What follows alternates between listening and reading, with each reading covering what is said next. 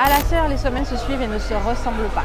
Un culte des jeunes explosif, des enseignements incisifs mais pourtant nécessaires pour la croissance de notre ministère. Vous n'avez pas pu être des nôtres? C'est parti pour le rewind. Qui dit deuxième mardi du mois, dit classe des ministères. L'apôtre Alain Patrick est revenu sur les b.a.-ba de la vie chrétienne pendant des moments édifiants et impactants pour tous les membres actifs de notre Église. Jésus dit à ses disciples, si quelqu'un veut venir après moi, qu'il renonce à lui-même, qu'il se charge de sa croix et qu'il me suive. Et quand Jésus pose les conditions sine qua non, et que vous ne les appliquez pas, vous ne les comprenez pas, vous ne les pratiquez pas, c'est juste une question de temps, vous allez devenir païen.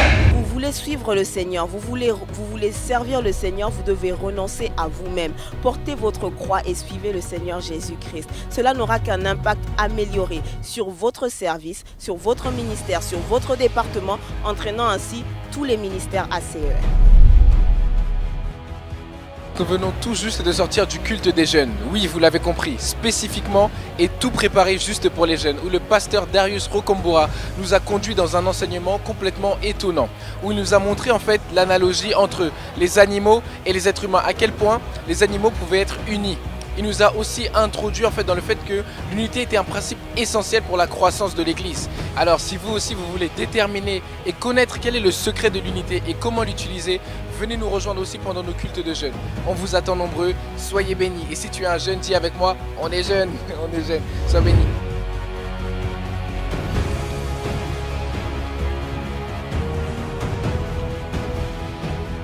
Après nous avoir rappelé la définition et l'importance de l'unité, le couple apostolique est revenu cette semaine sur les ennemis de cette dernière.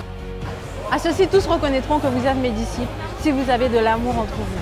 Jalousie, dispute, rancœur n'ont pas leur place dans le corps de Christ, nous a dit le pasteur Paulette ce matin. Dans le cœur, quelque chose se passe de mauvais, sentiment naît et on en veut à la personne. Ça ne permet pas de préserver l'unité dans un groupe. L'unité dans un groupe se préserve par les liens d'amour. L'amour qui pardonne tout. Lors de notre deuxième culte, l'apôtre a mis en lumière un ennemi dissimulé de l'unité, la non-identification de notre niveau spirituel. En effet, le manque de maturité peut fortement nuire à l'unité d'un groupe. Un homme mature n'agit pas selon ce qu'il sent, il agit selon ce qu'il croit. On a parlé de comment identifier notre niveau spirituel. J'ai pu en fait noter les points essentiels pour identifier son niveau spirituel. Des points comme la prière, notre vie de prière, voir et jauger notre niveau spirituel et à quelle échelle. Vous avez du mal à prier parce que vous n'êtes pas motivé et tout le temps vous n'êtes pas motivé. Ça veut dire que vous êtes prisonnier de vous-même. J'ai pu voir aussi que c'était important de jauger au niveau de sa compréhension sur les Écritures, sur la parole et sur les principes du royaume. Et ici dans le royaume de Dieu, quand nous-mêmes on meurt en nous-mêmes, si un grain de blé ne tombe à terre et ne meurt, il reste seul. Est-ce que vous comprenez ça? Il a parlé aussi du fait que dans un groupe, on doit reconnaître en fait le leader. Parce que sans ça, en fait, le groupe ne peut pas avancer. C'est comme dans une meute de lions, en fait, on doit reconnaître en fait, qui est le chef. Parce que sans ça, les choses ne peuvent pas bien se passer et on ne peut pas avoir l'unité dans un groupe. Plus qu'une semaine avant notre super week-end, l'année 2017 se termine. Vous voulez voir un changement dans votre vie, le déblocage d'une situation, une accélération divine dans votre destinée. Il vous reste encore quelques jours pour réserver votre place sur notre site www.evangile.tv/reza. Ne passez pas à côté de votre bénédiction. C'est fini.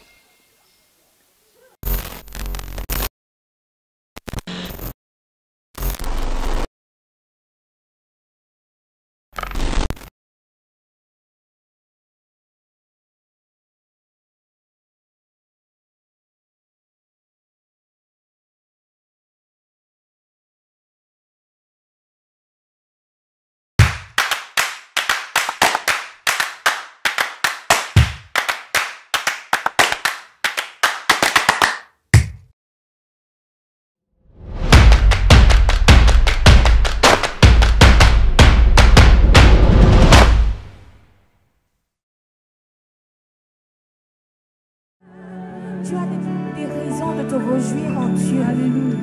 parce qu'il t'a rendu plus que vainqueur sur la croix de Golgotha. Sur la croix, il a tout accompli pour te rendre victorieuse, pour que tu aies des raisons de le louer, pour que tu aies des raisons de l'adorer. Tu n'as plus à t'inquiéter. Alors dépose ton fardeau en ton roi. Dépose ton fardeau devant ton Dieu. Car sur la croix, il a tout accompli. Je t'invite à observer ton Dieu.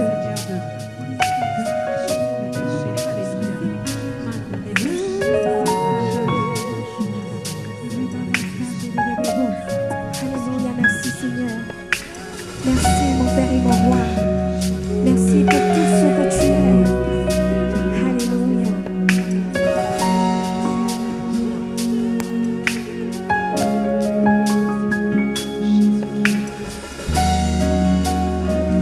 En ton nom, Jésus,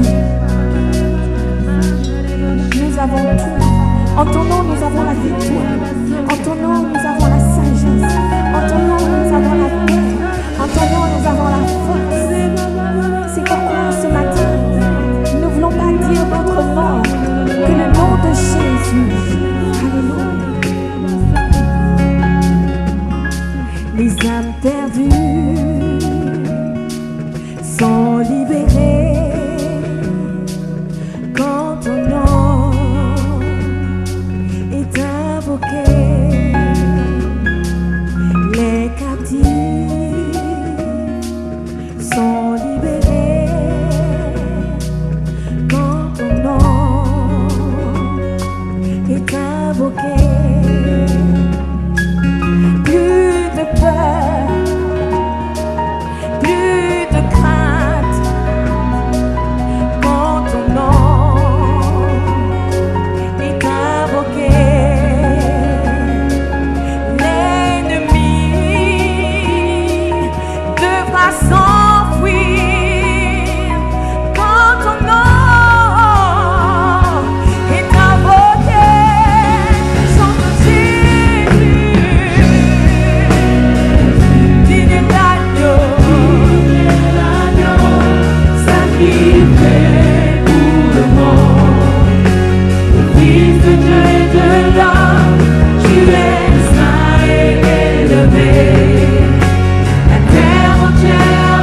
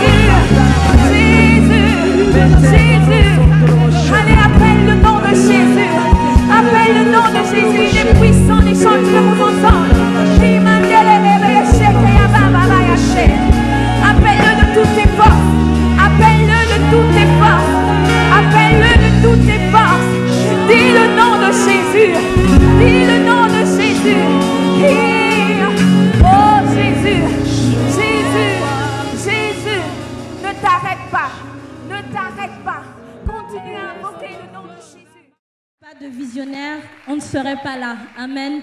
Donc si je suis là, c'est aussi grâce à lui. Est-ce que vous pouvez aussi m'aider à honorer ma mère, le pasteur Paulette Sengue, une femme plus que vertueuse, amen. Une femme dont je tire beaucoup d'exemples, amen. Est-ce que vous pouvez aussi m'aider à honorer les hommes de Dieu qui sont là? Le PE Claire, le pasteur Gentil, ma foi, le pasteur Grâce, ma foi, le pasteur Darius et son excellente épouse Chantal, ainsi que mon excellent mari, le pasteur Isaac Ntoutoumé. Sous vos acclamations, s'il vous plaît. Amen, amen. Vous avez une formidable équipe pastorale et sachez les honorer. Amen, amen. Donc vraiment, voilà, je remercie vraiment encore l'apôtre et le pasteur Paulette vraiment pour le privilège qu'ils me font d'être là devant vous.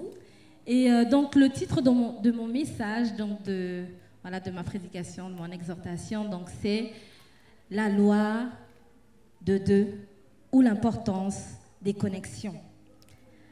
Amen. Nous sommes dans la loi de l'unité. Amen. Et je crois que la loi de l'unité, c'est aussi quand on reconnaît l'autre, quand on reconnaît aussi les personnes qui sont à côté de nous, les connexions que Dieu nous amène, que Dieu amène dans notre vie. Amen. Ecclésiaste 4, 9. Ecclésiaste 4, 9. Ecclésiaste 4, 9. Il vaut mieux être deux que tout seul, parce qu'à deux, on retire un bon profit du travail. Est-ce que vous pouvez continuer? En effet, en cas de chute, l'un relève son compagnon, mais malheur à celui qui est seul et qui tombe sans avoir de proches pour le relever. Est-ce qu'on peut encore continuer? De même, si deux personnes dorment ensemble, elles auront chaud. Mais celui qui est seul, comment aura-t-il chaud? Bon, souvent on prend ce verset-là pour ceux qui sont mariés, mais je vous assure que même quand on n'est pas marié et que vous avez quelqu'un à côté de vous, vous avez une chaleur, vous avez la chaleur. Quand on dit que quelqu'un est chaleureux, c'est qu'il dégage une chaleur. Amen. Donc c'est pas pour rien qu'on le dit. Donc si quelqu'un peut l'emporter contre un seul homme, à deux, on peut lui résister. La corde à 3 fils ne se coupe pas facilement. Amen. La corde à 3 fils ne se coupe pas facilement. Ce verset est aussi valable pour nos relations, pour les connexions que nous avons. Donc, avant d'aller encore plus profondément, on va parler du grand 1, les types de connexions. C'est important de reconnaître en fait les types de connexions que Dieu nous emmène. Nous avons la première connexion. Donc si j'avais un tableau, je vous aurais montré, c'est comme une connexion verticale. C'est une connexion vers quelqu'un qui nous enseigne, quelqu'un qui nous... on va appeler ça la loi donc, du mentorship, donc le mentor. C'est la première connexion que nous devons reconnaître dans nos vies. Et souvent, quand on est chrétien, on ne reconnaît pas parfois les mentors, les différents mentors dans notre vie. Vous avez les mentors à l'église, mais vous avez aussi vos mentors à la maison.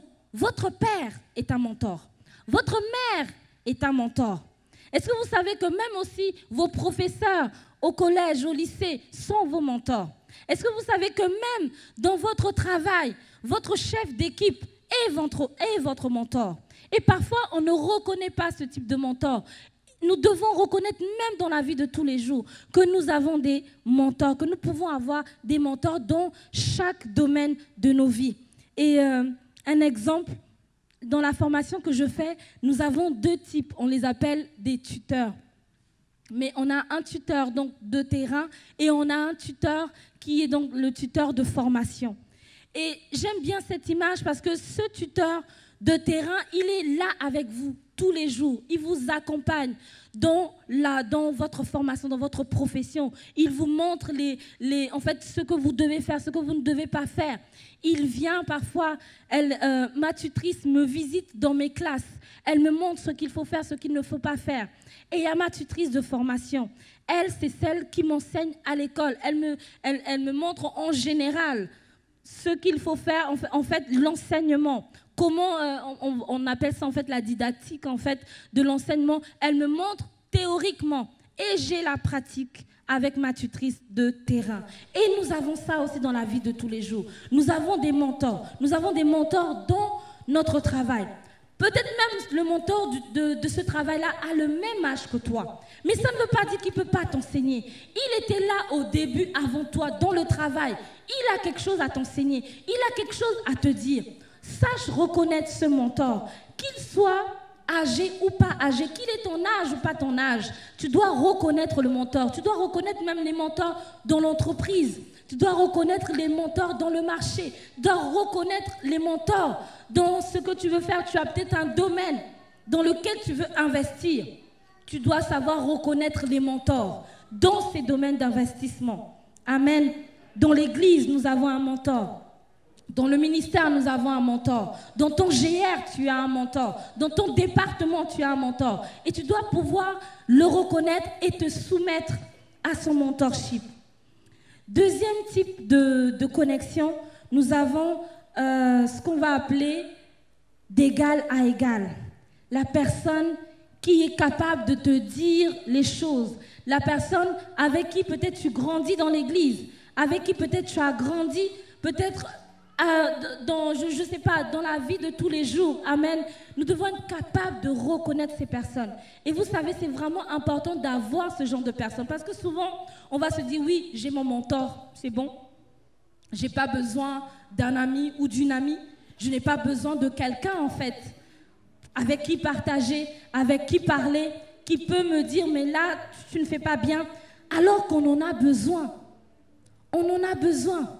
D'égal à égal, et j'aime vraiment cette image-là, car ça produit, ça traduit vraiment cette cohésion, cette communion que nous devons avoir avec quelqu'un. Vous avez peut-être quelqu'un que Dieu veut, en fait, avec qui vous devez avoir une relation, avec qui vous devez partager des choses, vous devez partager des challenges.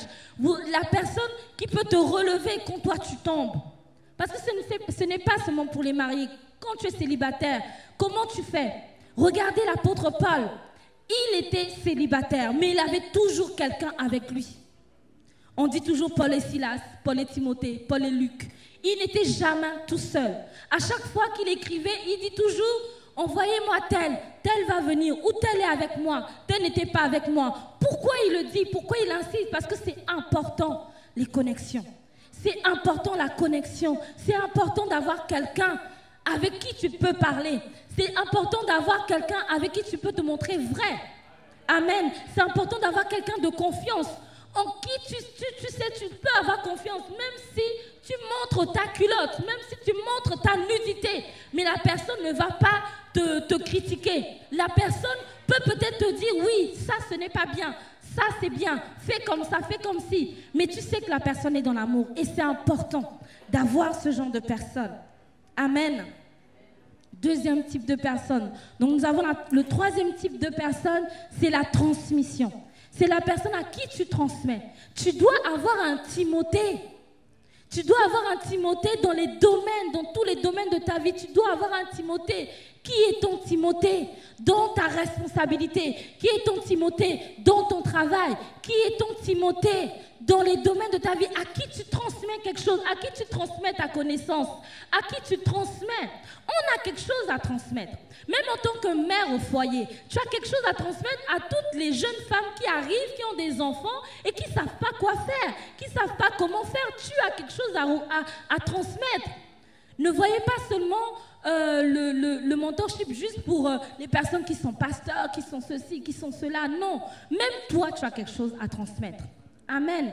Tu as quelque chose à transmettre, même dans la manière de réparer les voitures. Tu as quelque chose à transmettre. Il y a peut-être quelqu'un qui a du mal avec sa voiture, il a toujours un souci. Est-ce que tu ne peux pas aller l'aider et lui transmettre ton savoir?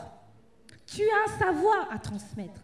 Et c'est important de savoir transmettre. Parfois, on ne veut pas transmettre parce qu'on est dans un état pas bien. On a l'impression que non, je ne peux pas transmettre parce que je ne suis pas bien en ce moment, je ne peux pas transmettre. Non, au contraire. Parce que quand tu transmets, quand tu traverses des défis, c'est là où la personne te voit comment tu traverses les défis. Et la personne s'appuie sur toi pour dire non, cette personne, elle a pu traverser les défis dans cette situation, elle m'a enseigné, moi-même, j'aurai la même attitude. Amen. il ne faut pas avoir peur de la transmission. Amen. Désolée si je vais vite, mais j'espère que vous suivez. Amen, amen. Donc, deuxième grand point, on doit construire des relations saines et profitables. Amen, amen. Donc, dans les points que je vais aborder là, dans ce deuxième grand point, je vais revenir sur les différents types et je vais vous montrer vraiment l'importance. Le premier point, en fait, pour construire une relation saine et profitable, c'est la parole de Dieu. Amen. Tu ne peux pas construire une relation saine si ta relation n'est pas basée sur la parole de Dieu. Tu ne peux pas construire une relation saine si vous ne passez votre temps qu'à critiquer. Comme disait le pasteur Paulette tout à l'heure, on doit être objectif. On doit être objectif. Nous devons manifester l'objectivité et l'objectivité nous parvient en fait par la parole de Dieu. Amen. Dans Psaume 1, donc tout le Psaume 1, dans Psaume 1, c'est important de manifester l'objectivité.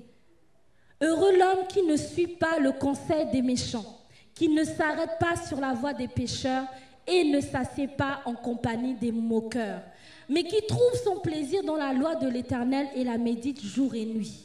Vous voyez la compagnie de cet homme-là, qui médite jour et nuit. Il ne s'assied pas en compagnie des moqueurs, mais il va s'asseoir en compagnie de qui alors? Il ne peut que s'asseoir en compagnie de ceux qui prennent plaisir à la parole de Dieu, comme lui. Il prend plaisir à la parole de Dieu et l'autre prend plaisir à la parole de Dieu. Votre relation est construite sur de bonnes bases, sur la parole de Dieu. Amen. Ensuite, en Josué 1:8, quand vous entreprenez une relation c'est une entreprise, c'est quelque chose qu'on entreprend. Que le livre de la loi ne s'éloigne pas de toi, médite le jour et nuit pour agir avec fidélité conformément à tout ce qui est écrit, car c'est alors que tu auras du succès dans tes entreprises. Est-ce que vous savez que quand on entreprend des relations, ce sont des entreprises? Tu entreprends une relation avec quelqu'un, tu as une connexion, tu entreprends quelque chose, mais quand tu l'entreprends, tu dois te baser sur la parole de Dieu. Qu'est-ce que la parole de Dieu dit par rapport à cette connexion? Qu'est-ce que la parole de Dieu dit? Qu'est-ce que ça doit m'apporter? Qu'est-ce que je dois lui apporter? Est-ce que c'est une connexion profitable ou pas? Et comment je peux la juger? C'est au travers de la parole de Dieu. Amen. Amen, amen. Le petit 2. L'une des choses aussi qu'on doit faire pour construire une relation saine et profitable, c'est la loyauté. La loyauté, amen. La loyauté, le petit 2, j'ai changé. J'ai plutôt dit, j'ai inversé, donc j'ai mis la loyauté plutôt en petit 2. Vous pouvez mettre, voilà, merci. Donc la loyauté, c'est important d'être loyal. Vous devez être loyal l'un envers l'autre. Ce n'est pas seulement en fait la loyauté qui est unilatérale, mais c'est bilatéral. On doit être loyaux les uns envers les autres. Amen. On doit être loyaux, on doit être respectueux les uns envers les autres. Amen. L'histoire qui me... quand je lis la Bible, c'est vrai qu'on ne se rend pas souvent compte, mais est-ce que vous saviez que Uri était un des 400 vaillants guerriers de David? Est-ce que vous le saviez? Non, je ne crois pas, certains ne le savaient pas. Mais moi aussi, ça m'a étonnée quand je l'ai vu. Je me suis rendu compte, mais oui, Uri était un des vaillants guerriers de David.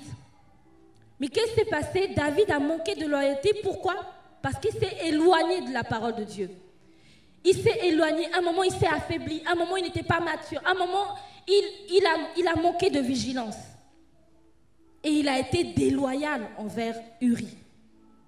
C'était un des 400 gars qui était venu alors qu'il était down, alors qu'il était dans la fosse.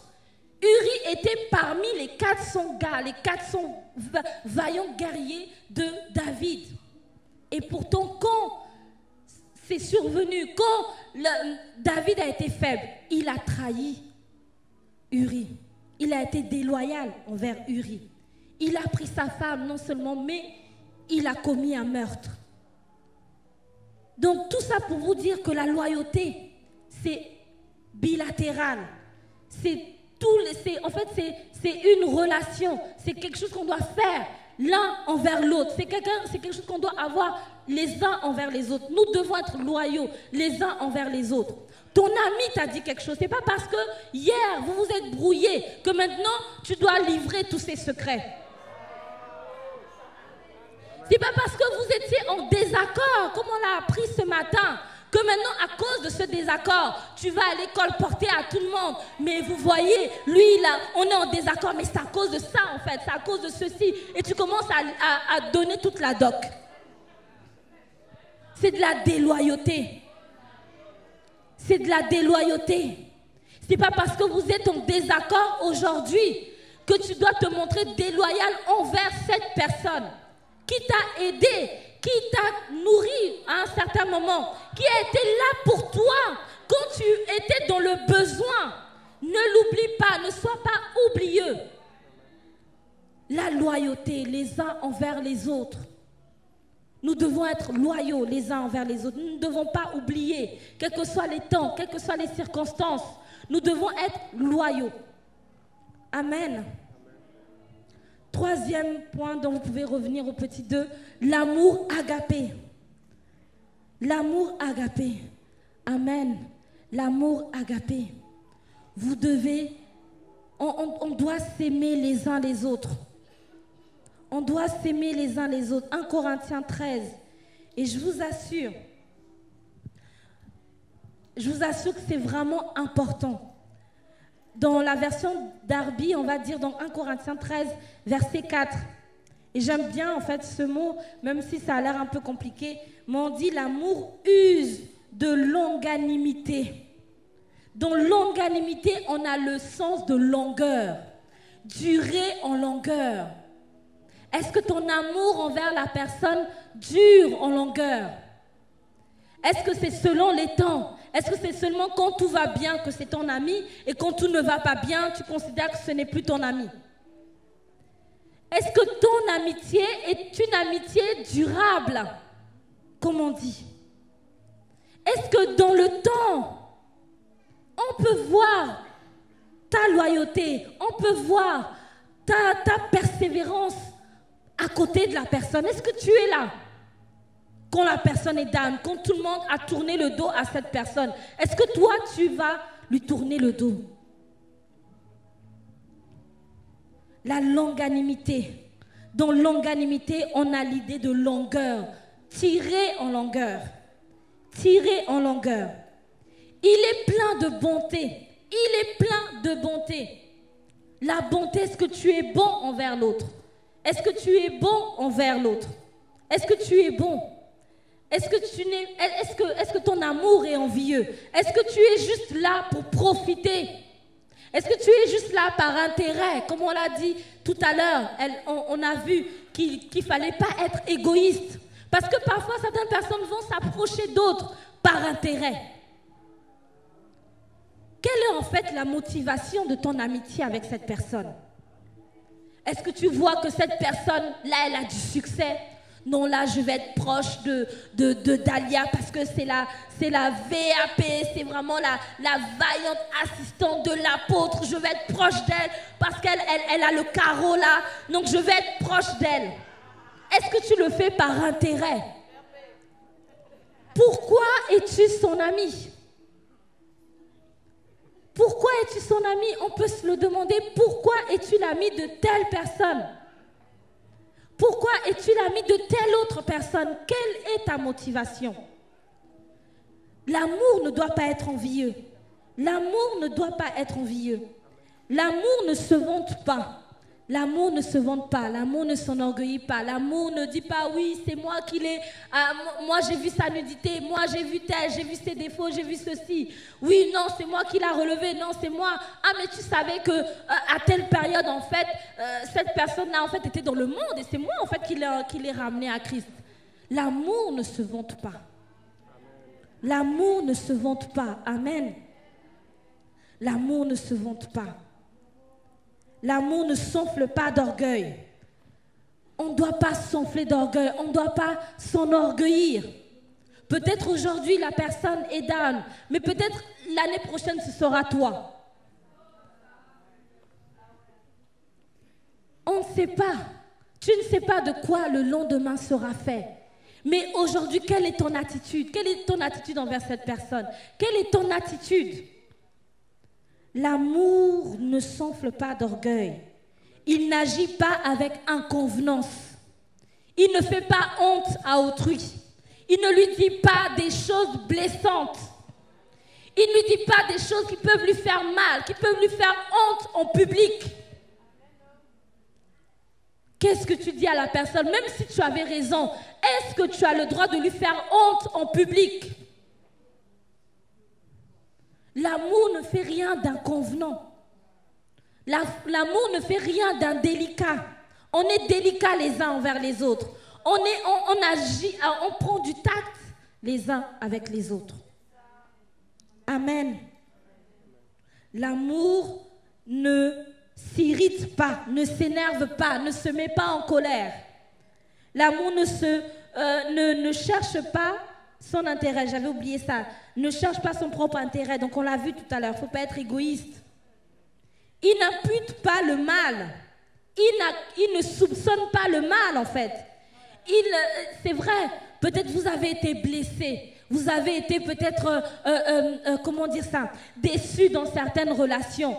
Mais, comme je disais à quelqu'un hier, c'est pas parce que Y t'a fait mal que X est comme Y. On ne doit pas soupçonner le mal, même si on a l'impression que... Et c'est comme ça qu'on change, on passe d'un ami à un autre. Mais comme disait l'apôtre, quand Bob est le seul dénominateur commun, c'est qu'il y a un problème avec Bob. C'est que c'est Bob le problème. Si tu changes d'amis, tu vas dire non, mais en fait c'est tel autre qui a un problème. Non, en fait c'est tel qui a un problème. Non, en fait c'est tel qui a un problème. Mais qu'est-ce qui fait en sorte que tu ne sois pas stable? Est-ce que tu t'es regardé toi-même? Est-ce que tu t'es examiné toi-même? Et te dire peut-être que c'est moi qui ai un problème. Peut-être que c'est moi qui ai un problème. Parce que c'est important, la loi de deux est importante. Nous devons être unis les uns aux autres. Dans l'assemblée, il y aura toujours forcément quelqu'un pour toi. Il y aura forcément quelqu'un pour toi. Et comme on le verra tout à l'heure, quelqu'un selon les saisons. Dieu va toujours susciter quelqu'un selon ta saison. Tu ne peux pas être seul. Parce que Dieu l'a dit, il n'est pas bon que l'homme soit seul. Ce n'était pas seulement pour le mariage, c'était quelque chose c'était une vérité. Parce qu'il a dit au présent, le présent est un temps de vérité générale. Il n'est pas bon. Il n'est pas bon. L'apôtre Paul n'était pas marié, mais il n'était jamais seul. Il était toujours avec quelqu'un. Il était toujours avec quelqu'un. Donc, quelle est ta raison? Pourquoi tu vas dire je ne peux pas avoir de connexion parce que ceci? Non, tu n'as pas de raison. Dans l'assemblée, il y a quelqu'un pour toi. Il y aura une fille qui sera capable de parler avec toi. Il y aura toujours un homme qui sera capable de parler avec toi. Amen. Amen. Et parfois, c'est aussi dû à nos préjugés. Comme je disais, il ne faut pas soupçonner le mal. Vous savez, moi, avant, quand j'étais païenne, je n'aimais pas les filles. Je les trouvais trop bavardes, je les trouvais trop ceci, je trouvais qu'il y avait trop de problèmes avec les filles. Et donc, en fait, soit je restais toute seule, ou soit je n'avais que des amis garçons. Et donc, quand je me suis convertie, Dieu a commencé à changer ça en moi. Parce que je me retrouvais toute seule. Je me disais, non, c'était important, c'est important d'avoir des mentors, c'est important d'avoir des pères, c'est important d'avoir des mères. Mais à un moment, j'ai fait des erreurs. Et un responsable, donc à l'époque, quand j'étais au Gabon, est venu me dire, il m'a dit, mais si tu n'étais pas toute seule, ton ami t'aurait dit, en fait, de ne pas faire ça. Et c'est là où j'ai compris, je me suis dit, bon, ok. Je vais me chercher une amie, comme on dit. Mais j'ai prié, j'ai demandé au Seigneur. Et Dieu m'a envoyé quelqu'un. Et toujours, en fait, toujours ça se passe comme ça. Dieu m'envoie toujours quelqu'un. Dans une saison bien donnée. Dieu m'envoie toujours quelqu'un. Après, vous allez reconnaître les différents types de connexions. Même dans la connexion le petit 2 dont je vous parlais, l'égal à égal. Parfois, il y a l'égal à égal dans un temps bien donné. Mais il y a l'égal à égal qui va durer toute la vie. Il faut savoir reconnaître ce genre de connexion. Et donc, j'ai su reconnaître ces connexions. Toujours, Dieu m'a envoyé quelqu'un dans chaque saison de ma vie. Dieu m'a envoyé quelqu'un. Et alors, vous croyez que si Dieu ne l'a pas fait pour moi, Dieu ne le fera pas pour vous? Qui es-tu? Est-ce que tu es différent de moi? Est-ce que tu es différent des autres? Pour dire que bon, tu n'as pas besoin d'amis, je suis venue seule. Est-ce que déjà tu es né tout seul? Même pour naître, tu as eu besoin d'aide. C'est pas toi-même qui as fait comme Kirikou, je sors du ventre. C'est pas toi-même qui as fait comme Kirikou qui est parti se laver. Non. Pour te laver, quelqu'un a dû te prendre, te baigner, te mettre le sein dans la bouche. Quelqu'un a dû le faire. Changer tes couches, quelqu'un a dû le faire. Amen. Donc, qui es-tu pour dire que tu n'as pas besoin de connexion? Amen. Amen. Il ne se réjouit pas de l'injustice. Il ne se réjouit pas de l'injustice. Même quand c'est ton ami qui a l'air d'avoir raison, mais s'il a tort, tu es capable de lui dire non, là tu n'as pas bien fait. Il ne se réjouit pas de l'injustice. Il ne se réjouit pas des choses qui ne sont pas bien. Tu vois ton ami en train de critiquer, de faire des choses qui sont contraires à la parole de Dieu. Tu es capable de lui dire, ce n'est pas bien. Il ne se réjouit pas de l'injustice. Amen. Il supporte tout. Supporter tout. Tout. C'est un adverbe de totalité. Il n'exclut rien. C'est le contraire même de rien. Tu as le tout ou rien. Soit tu as tout le package, soit tu n'as rien.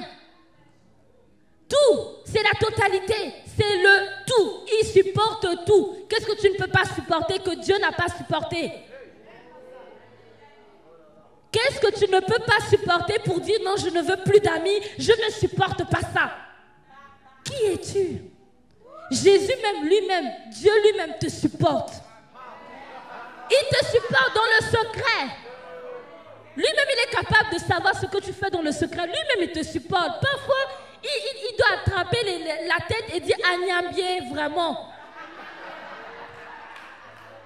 Les anges même doivent être dépassés et dire « Mais vraiment, mais qu'est-ce qu'elle fait? Mais pourquoi elle ne parle pas bien ?» Ça, c'est dans le secret. Dieu te supporte. Pourquoi alors toi, tu n'es pas capable de supporter quelqu'un d'autre? Qui es-tu? Tu n'es pas plus grand que Dieu. Et j'avais encore une autre image par rapport à ça, au tuteur même. Vous savez, je ne sais pas si vous avez remarqué, mais même dans la ville de Paris, quand on plante un arbre, voilà un petit arbre et tout, on met avec un petit bâton. Et c'est ce qu'on appelle le tuteur. Pourquoi on le fait? Même les arbres ont besoin de ça. Même les arbres ont besoin de tuteurs, ont besoin de quelqu'un qui est là pour les aider à grandir. Pour les aider à bien grandir. Parce que quand un arbre est grand, on ne peut plus le redresser. Donc qu'est-ce qu'on fait? On met un bâton qui va l'aider. Ton ami, ta connexion est un bâton pour toi, pour t'aider à grandir dans la maison. Ton ami est quelqu'un qui va t'aider à t'implanter encore plus dans la maison. La plupart du temps, parfois, la plupart des personnes qui vont, parfois, ce sont des personnes qui n'ont pas d'amis dans l'église, qui n'ont pas de connexion dans l'église. Elles considèrent peut-être juste l'apôtre, juste le pasteur Paulette, juste les pasteurs, mais elles n'ont pas d'amis. Et ce sont des personnes, parfois, plus facilement, elles s'en vont parce qu'elles n'ont personne pour les retenir. Et vous allez voir ce genre de petits arbustes. Quand ils n'ont pas de tuteur, en fait, facilement, ils se tordent. Facilement, ils peuvent être déracinables. Qui es-tu? Si même les païens ont compris ça, ils le font. Même la nature, en fait, nous enseigne. Même la nature nous enseigne. Amen. Amen, amen. L'amour est important. L'amour est important parce que c'est l'amour qui ne périt jamais. Même quand tout meurt, l'amour ne faillit jamais. Je disais à quelqu'un, il faut poser des actes d'amour. Il faut poser des actes d'amour parce que ces actes d'amour-là, ces actes d'amour-là suscitent quelque chose, génèrent quelque chose. Et quand l'amour est là, rien ne faillit. Je vous assure, même si vous êtes en dissentiment avec quelqu'un, Ça fait depuis 2 ans que vous ne vous pardonnez pas. Mais si toi, tu poses l'action d'amour, tu vas restaurer l'amitié et l'amitié sera encore plus forte. Amen. L'amour agapé ne périt jamais. L'amour agapé est par-dessus tout. L'amour agapé. Et on a besoin d'amour agapé dans nos relations. Dans nos relations, nous avons besoin d'amour agapé. Amen. Petit 4, la relation doit grandir et doit t'amener plus haut. La relation doit grandir. La relation doit évoluer. La relation, votre relation doit évoluer. Votre relation doit grandir. Votre relation doit grandir. Déjà, pour faire juste une parenthèse, comment trouver un ami? C'est prier. Vous devez prier, demander à Dieu parce que Dieu, il vous connaît. Parfois, vous pouvez trouver quelqu'un qui a l'air complètement à l'extrême de vous, qui est vraiment opposé à votre caractère. Et l'image que j'avais, c'était l'image de Astérix et Obélix.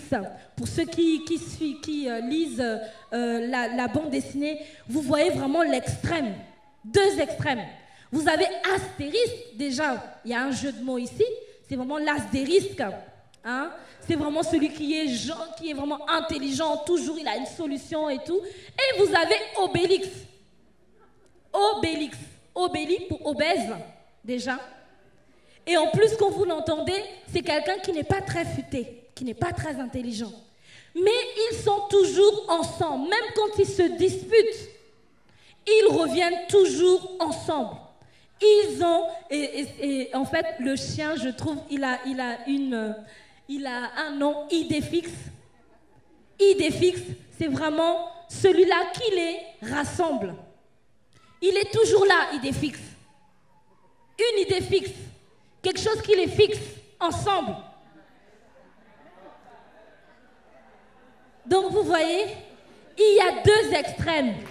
Il y a Astérix et il y a Obélix. Et il y a Idéfix au milieu qui les fixe tous les 2.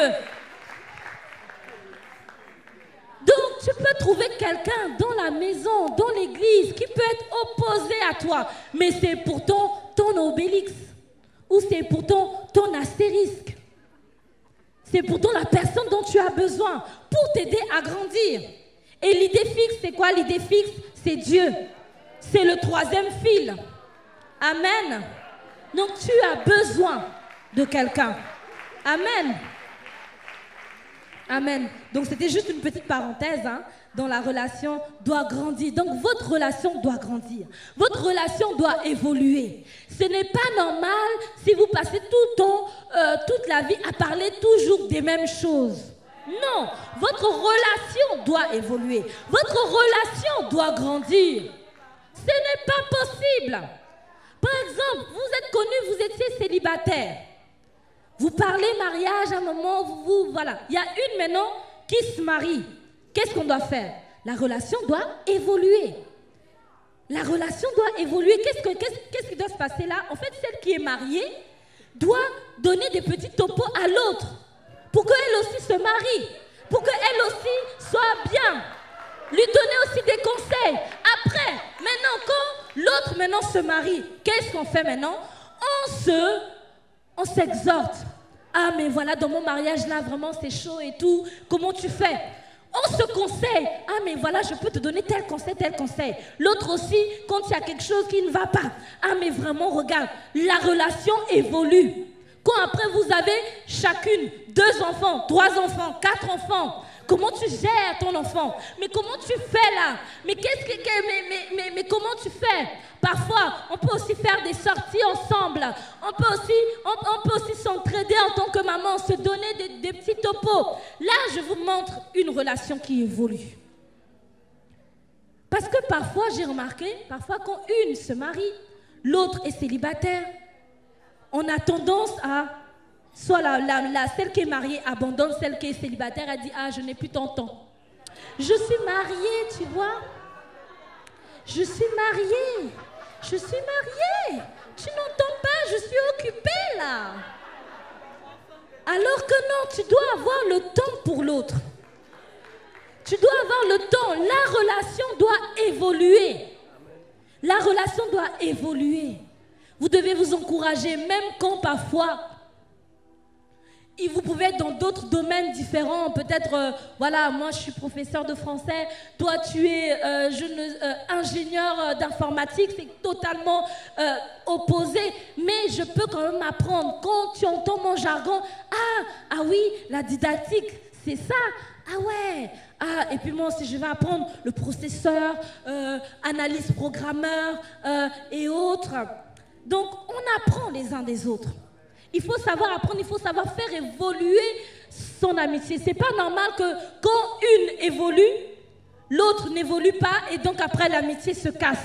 Mais c'est quel type d'amitié que vous avez? Quel type d'amitié vous avez? C'est une amitié qui doit évoluer au fil des temps, au fil des saisons. Et aussi, vous avez aussi le contraire, où parce que l'autre est célibataire, elle voit que, on dirait que pour son ami, la porte commence à s'ouvrir. Elle commence à jouer la jalouse. Oh non, tu vas m'abandonner quand tu vas te marier, quand tu vas ceci. Et c'est comme si on bloquait en fait la bénédiction de l'autre. Non, ça doit évoluer. Vous devez grandir. Vous devez grandir ensemble. Vous devez maturer ensemble. Amen. Si vous êtes pasteurs tous les deux, vous devez parler des choses de pastorat. Vous devez parler, vous devez évoluer, vous devez vous tirer les uns les autres. Amen. La relation doit évoluer, elle doit être croissante, elle doit t'apporter une valeur ajoutée. Qu'est-ce que tu apportes à ton ami? Qu'est-ce que ton ami t'apporte? Quel est son apport dans ta vie? Quel est son apport dans ta vie? Amen.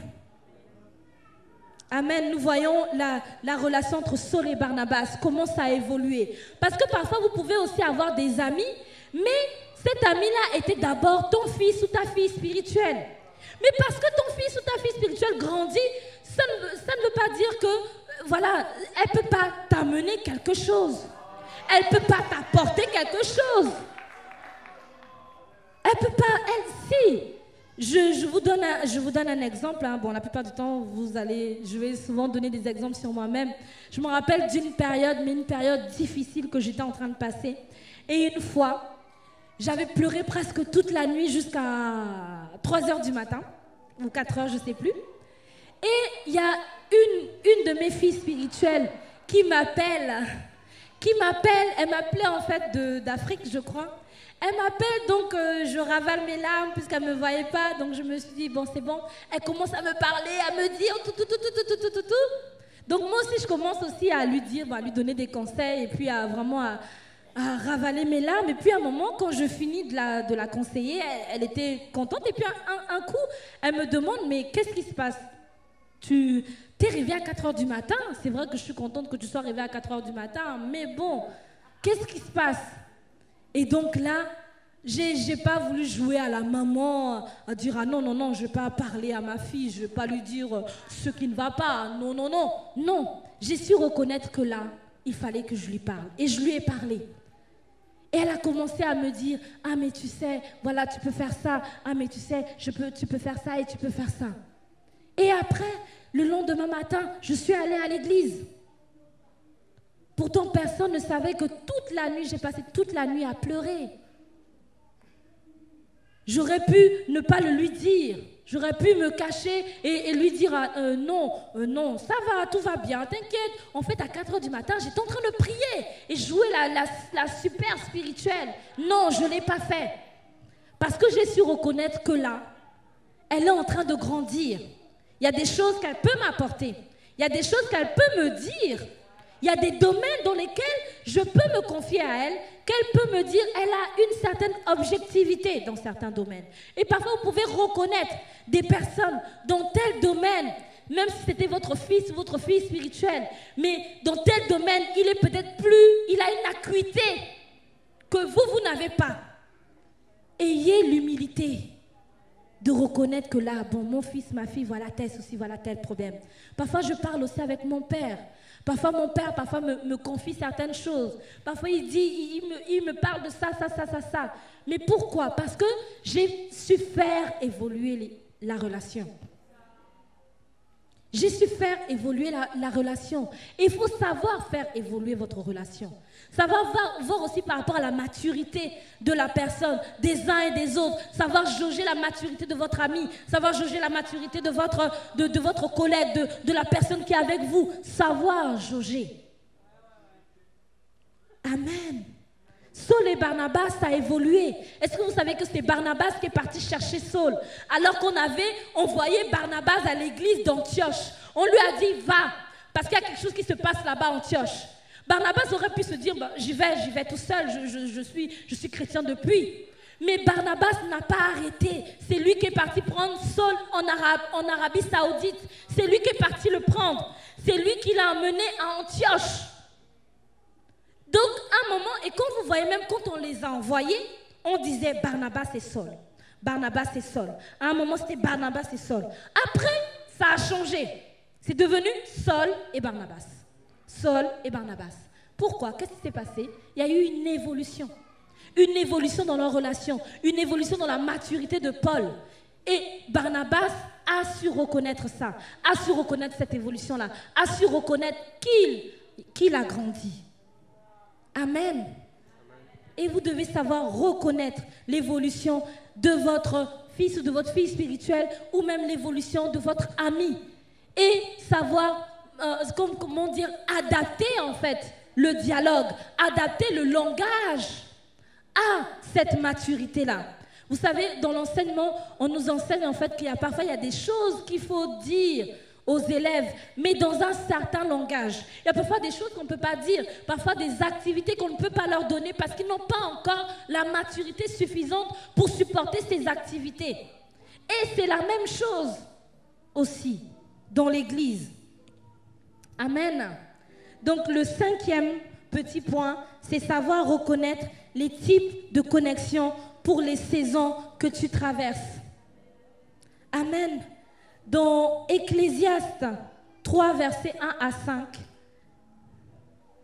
Ecclésiaste 3, versets 1 à 5. Vous devez savoir reconnaître les connexions selon les saisons que vous traversez. Donc dans Ecclésiaste 3, 1 à 5. Il y a une saison pour tout. Là, il y a un moment pour tout.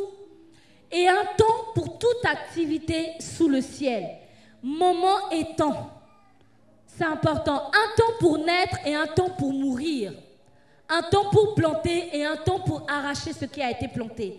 Est-ce que vous savez que dans le temps pour naître, Dieu va susciter quelqu'un. Mais dans le temps pour mourir, ce sera parfois quelqu'un d'autre.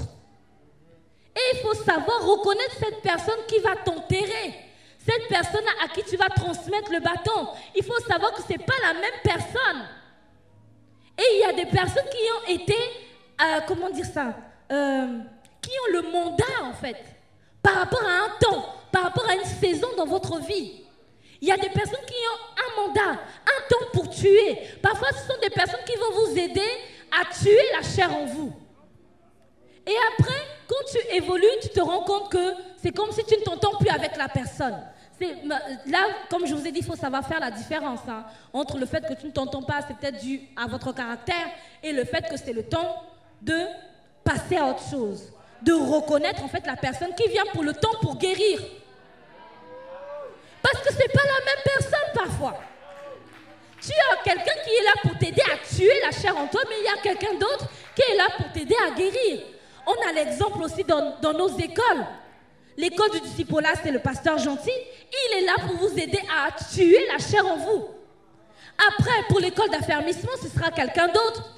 Elle sera là pour vous aider à restaurer, à vous affermir. C'est pas la même. Tu veux pas dire, mais moi j'étais à l'école du discipolat. Moi j'aime bien pasteur gentil. J'aimerais bien que pasteur gentil me fasse l'affermissement. Non, non, tu peux pas. Parce que Dieu a attitré quelqu'un d'autre pour cette saison-là, pour toi, pour te restaurer, pour te guérir. C'est une personne différente, il faut savoir les reconnaître et les accepter. Amen. Il y a un temps pour démolir. Donc tu as quelqu'un, parce qu'il a l'onction de démolition, il a l'onction de bâtisseur, il a l'onction qui vient, il vient démolir toutes les choses qui qui sont dans ta vie. Et il y a quelqu'un qui a été suscité pour démolir des choses dans ta vie, pour démolir les forteresses dans ta vie, pour démolir les forteresses de pensée dans ta vie. Il y a quelqu'un qui a été affublé. Peut-être tu te dis, mais cette personne-là est trop dure. Cette personne-là, mais moi je ne l'aime pas. Hein. Non, le pasteur Paulette, elle est trop dure. Le pasteur Paulette vraiment me parle trop dur. Mais peut-être elle est là dans ta vie pour venir démolir quelque chose. Elle est là pour venir démolir.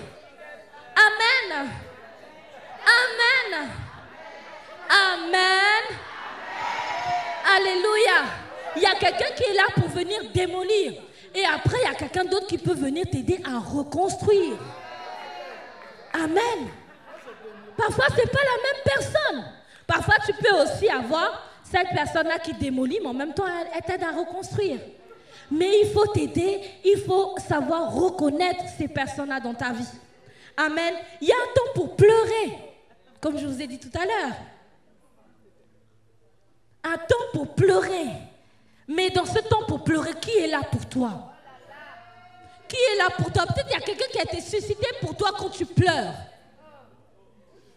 Quand tu pleures, quand tu es down, quand tu n'es pas bien, peut-être que ce n'est pas la même personne. Et toujours un exemple, je me rappelle encore d'une autre période qui était un peu compliquée pour moi. Et c'était quelqu'un, et pourtant avec qui on n'avait pas d'affinité. Avec qui, on n'avait pas l'habitude. Mais cette personne était venue, en fait, me rendre visite à la maison. Et donc, je crois que c'était une période où, et cette personne est venue, elle m'a emmené des présents, etc. Et à un moment, j'ai senti qu'il fallait lui parler de certaines choses. Et je lui ai parlé. Et cette personne, elle était faite pour ce temps-là. Pour ce temps-là. Parce que vous avez des personnes avec qui vous faites alliance. Il y a des personnes qui sont là pour toute la vie. Donc, qui peuvent être là dans le temps pour démolir, pour reconstruire. Elles assistent à tout. Elles assistent à tout.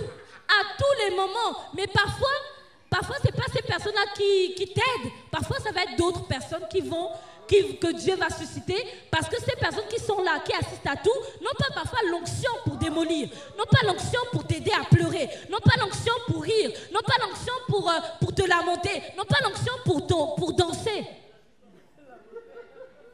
Amen. Il faut savoir reconnaître les connexions. Reconnaître ces connexions-là. Il y a un temps c'est ça? Un temps pour pleurer. Est-ce que vous pouvez passer, please?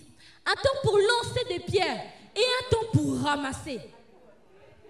Un temps pour lancer. On essaye. Il y a un temps où tu essaies là-bas. Tu essaies chez telle soeur. Tu essaies chez tel frère. Tu lances les pierres. Mais là, ce n'est pas encore le moment. Et il y a cette personne-là qui est là pour ce temps-là, qui est là pour t'aider à lancer la pierre, à bien viser, à dire non, c'est comme ça qu'il faut draguer, c'est comme ça qu'il faut séduire, c'est comme ça. Et quand tu lances la pierre là, la énième fois, tu réussis parce que tu as eu la bonne personne pour t'aider à lancer la pierre. Et après, il va y avoir quelqu'un d'autre pour t'aider à la ramasser. Donc pour t'aider à entretenir ta femme, pour t'aider à lui parler. Parce que parfois il peut y avoir des hommes, quand ils viennent dans le mariage, ils ne savent pas comment s'occuper d'une femme. Ils ne savent pas, mais ils se disent, mais c'est quoi cet extraterrestre que je me suis ramassé dans ma maison? Mais c'est quoi ça? Mais il y a quelqu'un d'autre qui est un autre extraterrestre dans sa maison, qui a compris, qui a décodé son langage. Et qui est capable de t'aider à décoder son langage. Amen. Et donc, il va t'aider à ramasser la pierre. Qui va t'aider à la ramasser, à l'entretenir. Amen. Ah bah oui, à ce qui paraît, les hommes viennent de Mars et les femmes de Vénus. Donc, il y a un temps pour embrasser. Et un temps pour s'éloigner des embrassades. Il y a ce temps-là où parfois, comme je disais, savoir entretenir la relation, savoir être là. Et les personnes sont là pour vous aider à traverser ces périodes. Est-ce que vous savez même que parfois dans le mariage, on a besoin des personnes qui nous apprennent à avoir des relations sexuelles? Est-ce que vous le savez? Parce que parfois, en tant que jeune fille, parfois quand on se marie, on ne connaît rien. On a besoin de quelqu'un pour nous dire, voilà ce qu'on fait, voilà ce qu'il ne faut pas faire, voilà comment faire, voilà ceci. Hein, c'est pour ça qu'on est là. Amen, amen. Il y a un temps pour tout. Et Dieu suscite toujours quelqu'un pour ces différents temps. Amen. Et il faut savoir les reconnaître. Et il y a une personne avec laquelle vous allez faire alliance. Regardez l'exemple de Jonathan et de David. C'était une relation durable, une relation qui s'est éternisée même au-delà du temps, en fait, même au-delà de la mort. L'alliance était toujours là. Il faut savoir reconnaître les personnes avec qui vous faites alliance. Amen. Parce que ce sont des amitiés qui selon les temps, selon les circonstances, l'amitié est toujours là. L'amitié grandit, l'amitié évolue, l'amitié, voilà, va jusqu'à... Même quand vous allez vieillir, vous vieillissez ensemble. Ce sont ces amitiés-là. Savoir reconnaître le Jonathan de ta vie. Qui est ton Jonathan? Parce qu'on a tous ces types de connexions. On a tous ces types de connexions. Vous avez les connexions Jonathan. Vous avez les connexions qui sont là juste pour un temps, les connexions Nathan, les connexions Samuel. Vous avez les connexions Timothée, vous avez les connexions Barnabas. Qui est ton Barnabas dans ta vie? Qui est ton Silas dans ta vie? Vous avez les différents types de connexions. Et quand vous regardez ces différents types de personnes, elles traduisent des différents types de connexions. Mais il y a toujours quelqu'un qui reste là jusqu'au bout. Quelle est cette personne-là qui va rester jusqu'au bout avec vous? Même au travers du mariage, même au travers de ceci, même au travers de cela. Quelle est cette personne-là qui pourra témoigner de toi, qui pourra témoigner de vous? Quelle est cette personne-là? Et il faut qu'on soit capable de reconnaître les saisons et les personnes que Dieu emmène. Parce que vous savez, et je crois que l'apôtre vous l'a déjà dit, est-ce que vous savez qu'une saison vient parfois avec une personne? Je crois que l'apôtre l'avait déjà dit. Est-ce que vous savez que parfois une personne va être, va précéder la saison dans laquelle vous allez entrer. La personne vient avec la saison. Amen. Et la personne, en fait si tu rates la personne, tu rates ta saison. C'est pour ça que vous devez reconnaître les saisons. Soyez comme les fils d'Issachar. Dans 1 Chronique 12, verset 32, les fils d'Issachar étaient capables de reconnaître quelle était la saison dans laquelle était Israël. Les filles d'Issachar étaient capables de le reconnaître parce qu'ils avaient le discernement des temps et des saisons. Ils savaient reconnaître que là, Israël est dans quelle saison, et dans telle saison, et dans telle saison. Et parfois, vous avez des personnes qui viennent, annonciatrices en fait de votre saison. Mais si vous ne le saisissez pas, si vous ne savez pas que là, je suis dans le temps de tel, dans le temps de ceci, dans le temps, vous avez différents temps dans votre vie. Si vous ne savez pas que vous êtes dans tel temps, vous n'arriverez pas à reconnaître la personne qui vient dans cette saison.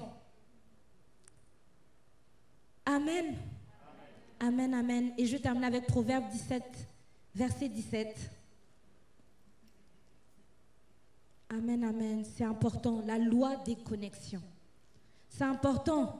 Nous sommes les chrétiens, on ne doit pas être les seuls à venir au monde tout seuls, à être des Robinson Crusoe. Non, nous sommes dans l'église, nous sommes des chrétiens et Jésus a dit que voilà, on va vous reconnaître parce que vous vous aimez les uns les autres. Mais si tu n'as personne à côté de toi, comment tu vas démontrer l'amour de Dieu? Il y a trop de Robinson Crusoe dans l'église. Ils font leur petite île tout seuls. Ils font leur petit ministère tout seuls. Ou alors, s'ils ont leur femme ou leur mari, allez, on est dans notre île tout seul. On n'a pas d'amis, on n'a pas de ceci, on est dans notre île. Mais non, est-ce que c'est ce que Dieu veut? Tu as des temps et des saisons dans lesquelles Dieu veut que tu rentres. Mais il y a une personne qui a été assignée pour cette saison. Et si tu ne l'accueilles pas, tu ne peux pas rentrer dans ta saison ou tu ne peux pas bien exploiter ce qui est dans ta saison. Proverbe 17, verset 17. L'ami aime en tout temps. L'ami aime en toutes circonstances. Et dans le malheur, il se montre un frère. Amen. L'amour, l'ami plutôt, aime en toutes circonstances, en tout temps. Et dans le malheur, il se montre un frère. Alléluia. Est-ce que tu peux demander à ton voisin, est-ce que tu reconnais ta connexion? Est-ce que tu peux aussi regarder aussi celui qui est derrière toi? Est-ce que tu reconnais ta connexion? Est-ce que tu reconnais ta connexion? Alléluia. Sachant reconnaître nos connexions. Alléluia, sachant reconnaître nos connexions. Amen. Je vais appeler, nous allons passer donc aux dîmes et aux offrandes. Est-ce que vous pouvez donc...